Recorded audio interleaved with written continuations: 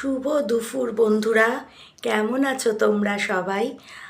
আজ দুপুরবেলায় আমার এই প্লেটটা দেখে বুঝতে পারছো যে আজ আমার শরীরটা বিশেষ ভালো নেই।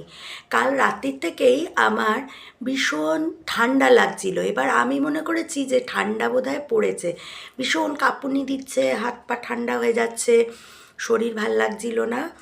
তারপরে যাই হোক, একটা গা হাত পা ব্যথা করছিল, একটা গা হাত পা ব্যথার মেডিসিন খেয়ে আমি রাত্রে শুলাম। কিন্তু মাঝরাত্রে এত কাঁপুনি দিয়ে জ্বর এসছে বাবারে। তারপরে তো যাই হোক মেডিসিন খেয়ে রাত্রিবেলা সারা রাত ঘুম হয়নি। আজ সকাল থেকে একদম উঠিনি। এই প্লেটটা ব্রেকফাস্টের জন্য আমার রেডি করা ছিল। আমার আর অন্য কোনো কিছু খেতে ভাল লাগছে না এই উঠে ফ্রেশ হয়ে, তাই এই প্লেটটা নিয়ে বসেছি দুপুরের খাবার খেতে।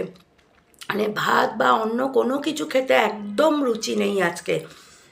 মনে হচ্ছে যেন এই রুটি তরকারি আর গরম চাটাই আজকে আমার ভালো লাগবে। তাহলে আজ তো আমার দুপুরবেলাটা এরম সাদামাটা একটা খাবার খেয়ে কাটছে। তোমরা আজকে কি খেলে জানিও, আর ভালো লাগলে একটু লাইক কমেন্ট শেয়ার করতে ভুলো না। Thank you.